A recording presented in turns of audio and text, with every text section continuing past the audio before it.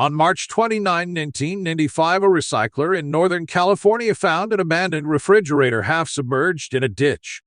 They found parts of a woman's body in the refrigerator. There were no hints about the murder. Over time, people started calling her the lady in the fridge case.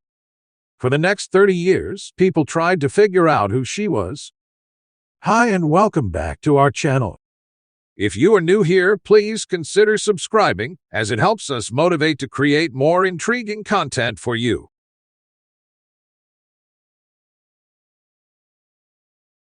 Let us look at the case of the woman in the fridge, which was not solved until 2023. Hold is a small town in California's San Joaquin County. About 5,000 people live there, and it is about 5 miles west of Stockton. The majority of Holt's residents work on farms. It has a gas station, a post office, and a small shop. Before 1995, when a terrible crime happened there, the quiet town was not in the news much. On March 29, 1995, a man named Floyd Lee Thomas was in the small town of Holt in San Joaquin County, California, looking for things he could sell to get money for recycling. As he climbed up the area around Bacon Island Road, he found an abandoned refrigerator. The blood was all over the inside of the golden fridge. When Thomas opened the box, he found a dead body inside. After seeing what he did, the man was so terrified that he immediately called the police and told them to handle the matter. The San Joaquin County Sheriff's Office immediately sent officers to the scene. After searching the area, they only found the refrigerator, which they could use as proof. They saw that the woman's body had already started to break down, making it hard to tell who she was. She was put in the refrigerator with a pillow, a sleeping bag, and a white and blue blanket. Her hands were bound together behind her back.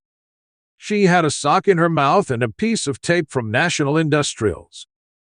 The fridge also had half-pint containers of crystal milk, a glacier ice bag, a reusable ice bag, a rust or tan-colored blanket made of fake fur, a Rubbermaid ice bucket, a blue bath towel, a ketchup container, a Kentucky Fried Chicken honey container, and a blue earpiece with one piece of string.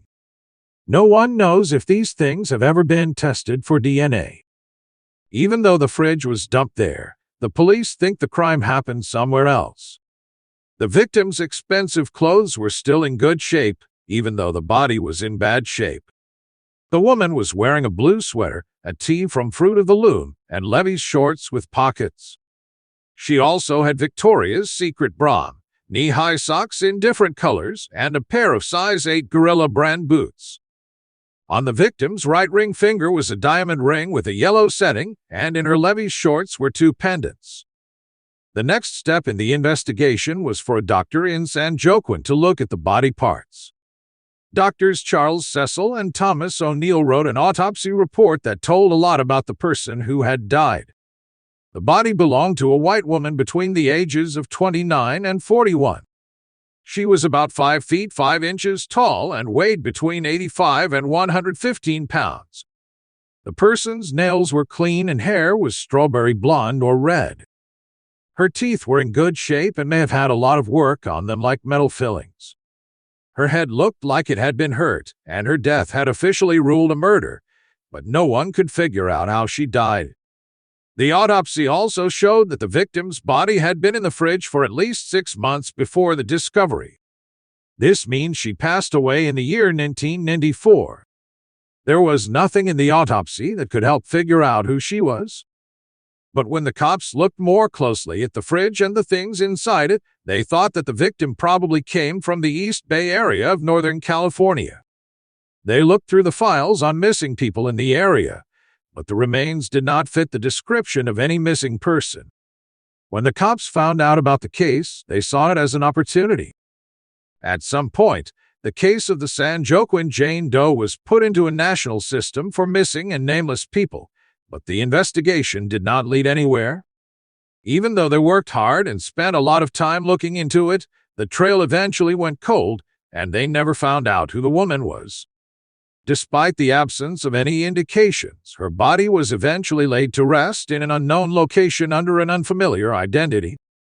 Rasmussen was at first thought to be connected because of the brand of milk that was in the fridge.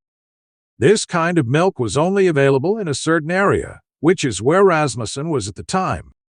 Also, the body of the victim showed signs of blunt force trauma to the head, just like the bodies of Rasmussen's other victims, but the police did not have enough proof to charge him. Rasmussen died in jail in 2010, so he could no longer speak. At this point, there were no more clues because the investigation had slowed down so much. Before they could figure out who the victim was, they had a long way to go. More than 10 years would pass before new technology would give them a glimmer of hope. DNA technology helped solve the cold case of the woman in the refrigerator.